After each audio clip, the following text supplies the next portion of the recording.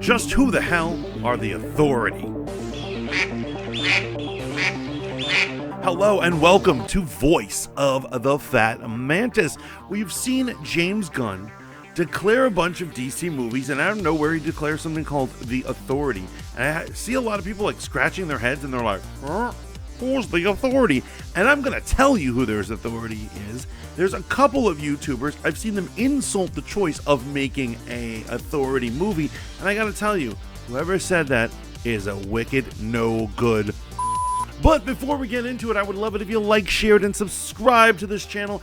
The Voice of the Fat Mantis can only do it with viewers like you getting into it. The Authority would start from Wildstorm Comics, an offshoot of Image Comics in a time we call the Iron Age of Comics. What are the Iron Age of Comics? I know that's what you're thinking, and here's what it is. It was a time in the 90s where edgy, dark stories took center stage in comic books. Writers and publishers attempted to make comic book heroes less corny. They retired their capes and brought more leather and straps and guns. They had characters carrying guns who had no business carrying guns. A couple of arcs of Superman where he's got two heaters in his hand. They wanted darkness. This was the age of the Punisher and Wolverine, of course, and Cable of X-Force. People preferred stories where their heroes were murderers or near murderers, and sick stories like killing off Boy Scouts like Superman or breaking Batman's back was claimed as brilliant writing. And throughout the 90s, it just went on and on and on and on until a final culmination happened. Wildstorm Comics would give us The Authority, the most Iron Age comic book heroes that have ever Iron Aged. Now, this is made up of several strange characters. Another thing that the Iron Age comic book started ushering in was a lack of standard superhero antics. Like I said, the spandex and the capes were gone, but what else was gone? Well, the names. They were always trying to make names that made no sense, or they had characters, people who rejected having a code name. They'd be like, yo, my name is Mark Willoughby, and that's who I am. That's what comic books ultimately came to, and so that is going to explain some of the weird names and antics. They also tried to define what a normal superpower was. These guys in the Authority had such hard to explain powers. It's almost like sometimes you go, just never mind, let them do in the story whatever they do, because it's not going to make any sense anyway. A lot of people would claim that the Authority is like a darker, edgier version of the Justice League, and I too have been caught saying that. I may have said it in one of my past videos, and I gotta say, when I'm actually thinking about it, I think I was just regurgitating what everyone else says, because if you think about it, that's not exactly true. The only two true standouts are characters who mimic what Superman and what Batman is. They're analogies for them, but I think everyone else is basically their own character. Here's our roster. Their leader is a British hardcore chain-smoking bisexual woman, Jenny Sparks. She has electrical powers, as well as other powers being associated with the spirit of the 20th century. What does that mean? She was born during the first second of the 20th century and lived through the 20th century and was connected to every famous and important person. She's almost like the Forrest Gump of comic books. And so times like, for instance, when she had a depression, the world had the Great Depression. When she was an angry, fighting, messed up, at war with herself period, that's when World War II happened. All sorts of things in the 20th century are connected to her and her feelings. Apparently, there's been a Jenny for every century. We've got Jenny Fire, Jenny Stone, Jenny Steam. I know, it's bizarre. Next, we have Apollo, the sun god. He basically is a blonde Superman. He gets his powers from the sun, and he's jacked, and he has all the vanilla powers and I-beams that you would get from classic Clark Kent. Now, there's one big thing that they love to do, and they just did this just to tease DC Comics. He is gay, and he's in a relationship with the Midnighter. And the Midnighter is a hardcore martial artist venturing out at night and breaking criminals' spines, vigilante, the darkest version of Batman possible. They're in a relationship together, and they eventually even adopt an Asian baby girl together to be more of a cliche. It was actually interesting to watch, and it's fun to watch Superman and Batman bang. You know what I meant when I said that. You absolutely know what I meant. Next character is the Doctor. Once again, powers aren't fully explained. This gentleman has the spirit of Earth's shaman. There's a shaman guardian, and he has magical abilities. Depending on how he chants or does a ceremony or meditates, he can basically do almost anything. He literally had one battle where he was literally turning his enemies into flocks of ravens.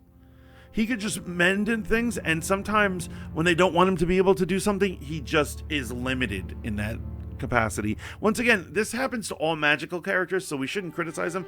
Doctor Strange, Doctor Fate, it's all the same. Magic is cool when they want it to be. Next, we have the Engineer. And the Engineer is sometimes referred to as the Green Lantern type character, but I don't really consider that. Her blood has been replaced with nano robots. It's liquid. It looks like liquid mercury. And when she wants it to come out of her pores, she can. Not only does it make an impervious skin of metal for herself, but it allows her to create any technology in the palm of her hands. She can do thrusters, energy beams, satellites, whatever it is all is capable of happening with the Engineer, and that's why I think her character really stands apart from any forced parallel to the Green Lantern. Next, we have Jax Hawksmoor, the god of the cities, and I have to say, his powers are so bizarre and so hard to explain, I've given up trying to understand them. He was abducted by aliens, and when he was abducted by aliens, he was given a spiritual connection to cities, and he has powers connected to the cities. He can control cities as long as he's in cities. The further away he is from a city, he's weaker. The closer he is, the stronger he is. The bigger the size of the city, the more his physical strength is. He has adhesion, and he can run up walls and climb like Spider-Man. He has the ability to phase through walls or cement. He can turn cement liquid again or then make it solid, often trapping villains. He can actually make lampposts animated and attack people. And ultimately, he ends up always pulling out new powers that you just simply don't believe. Like, he can talk to rats, and he understands the flow of the city. He can track the hobos. Yeah, city stuff.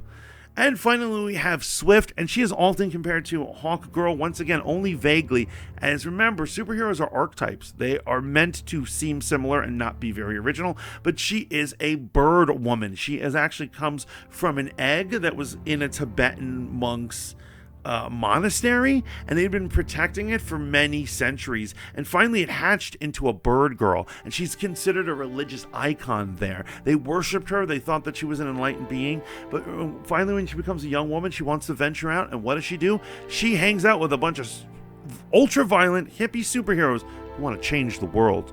Now, why did I call them hippies? Here's the thing. This comic book is super political. It's super political. It is extremely left. They are extremely sex positive, even having orgy parties in their hidden base known as the Carrier. And they often go up against governments that are corrupt. They fight billionaires who have sweatshops. And I remember in one thing, they took over some country that had an evil regime, a dictator. And they took that dictator and they went down to the starving people. And they picked him up and they said, "Here he is, boys." And they dropped him down so that the people could tear him limb from limb. The comic is bloody and in your face, and they just do not tolerate anything. And all their beliefs are totally left. It gets to the point where there's actually a story called Coup d'etat, where they actually have a revolution and take over America because they realize that they can't really superhero as long as a corrupt government like America exists. It's super intense. It's actually an intense, fun thrill ride, very edgy stuff.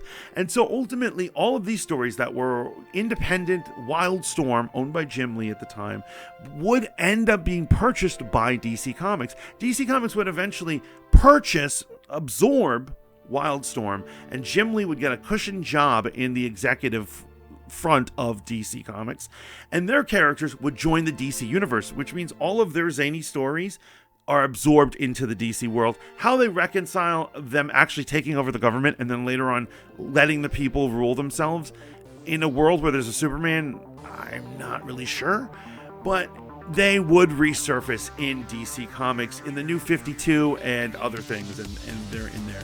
And so there you have it, though, the main things you need to know about the Authority. I know, they're bizarre. They're kind of cool. I enjoyed reading. I used to read all of their comic books. I was super into all of them. I'm a changed man. I'm not that same guy who likes that type of edgy read. I think, in general, the Iron Age of comic books is pretty cringe. So I don't want to revisit it for any too length of time. But one movie, maybe they might get a good trilogy. Might be something to check it out. What are your thoughts on The Authority? Were you a fan? Are you a hater? Please let me know down in the comments. And do you think that this might be one of the strongest of James Gunn's announcements? I think it could be, because you know what? We're going to get a different type of superhero. Some people compare these guys to Suicide Squad or Guardians of the Galaxy. Yes, I guess in the roguish way, but I do think they will bring their own originality to it. Remember to like, share, and subscribe, and ciao for now, my loved ones.